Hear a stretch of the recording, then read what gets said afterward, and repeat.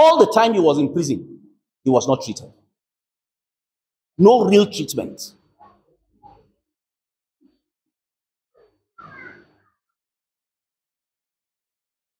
I don't know how many of you were defendants in the case that we did before Justice Young.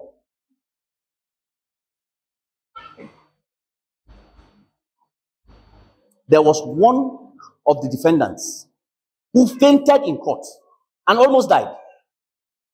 But the state refused all our applications for him to be granted bail so that he can be given treatment. At some point, it began to look as if they were desperately looking for opportunity for some of these people to just die. And it was troubling to me as a lawyer, because I felt that the responsibility of the state is to prosecute. If you are saying somebody has committed an offense, prosecute him, prove his offense, and let him suffer the consequences thereof.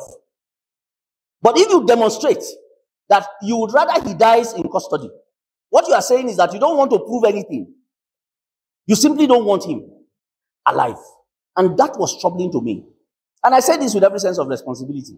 These things I'm saying are verifiable. I'm not talking from maybe information given to me. I was an active participant in these things.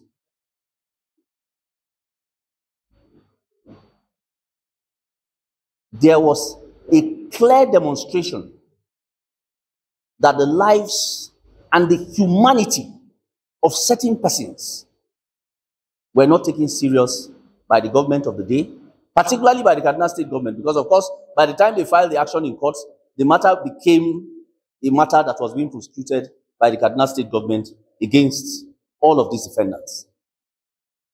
Now,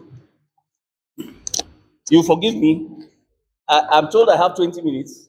I'll try my best to run through as I can quickly.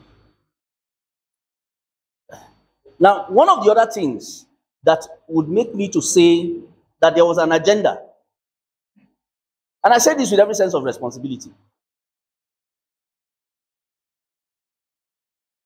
Everybody within proximate distance of what happened in Zaria was arrested, whether they were members of the movement or not.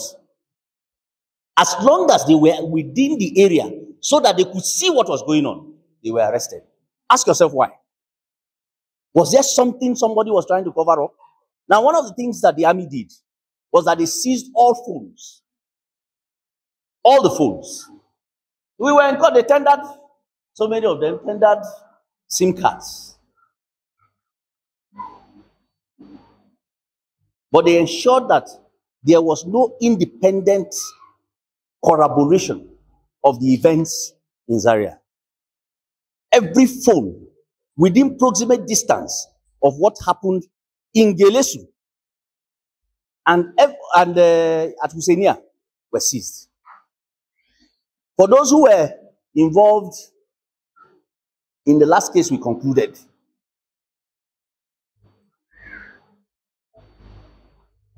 there were several persons who were not even members of the movement who were arrested.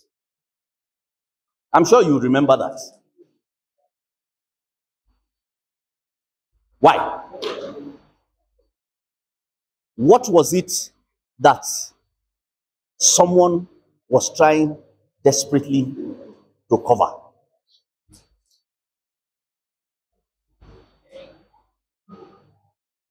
Your guess is as good as mine.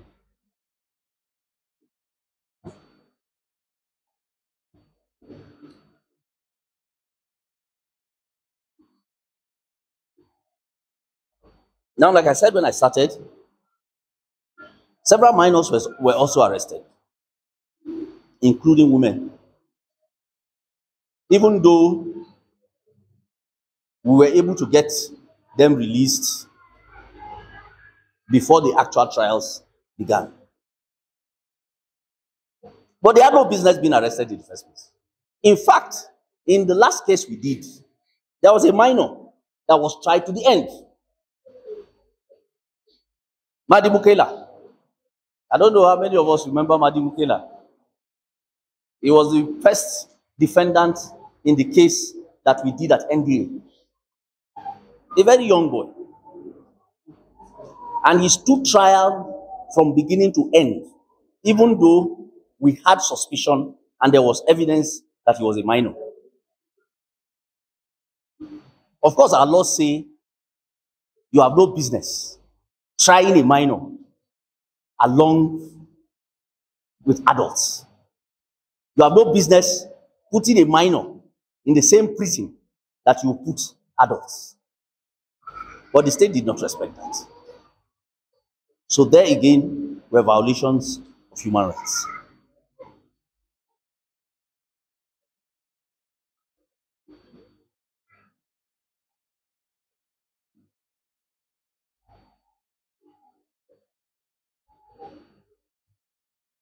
Now, there were some other issues that you may not necessarily, I'm trying to run through quickly because I don't want to take too much time. There are some other issues that you would not say maybe necessarily were human rights questions, but there are fundamental questions that arose that says a lot about how the average person in Nigeria is treated. And you see, when we say these things, I tell people, when I say these things, I tell them, because I had interaction with a lot of people when I was doing these cases. And some people say, no, is it not? And I tell them, the error you make is this. If this can be done to this group today, and we feel that it is not a big deal because it does not affect us, what we are doing is to tell these persons who are perpetrating these acts that they can actually do this thing and get away with it. And that is where the problem is. If it doesn't affect you today, tomorrow it will affect you. And that's it. Like I said, the army admitted to killing over 400 persons during this engagement. Over 400. Nigeria was not at war. It was not, there was no attack on the army. Because you see, it is very easy to suggest that the army was repelling an attack or defending itself. The police claimed that about 2 guns or so were recovered in Zaria. Now, let me tell you the interesting part. They tendered those guns in the cases we did with respect to the incident in Zaria and said they were recovered in Zaria.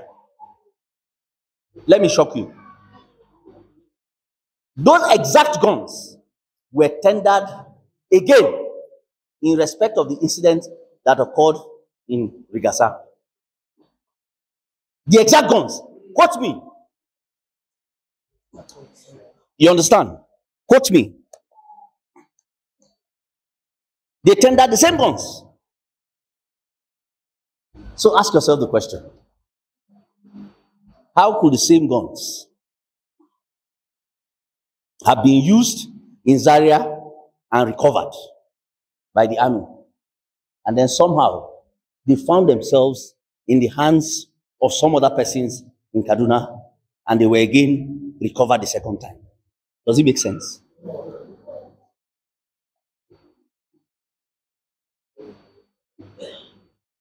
We have the transcripts of the court proceedings. We have the documents they tendered.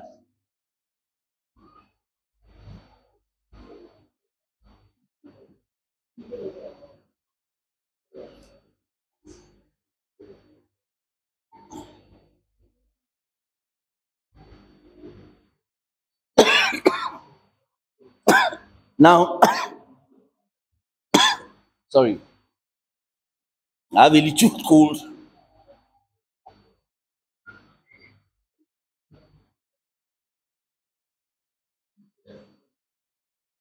One of the other issues is this. As you are aware,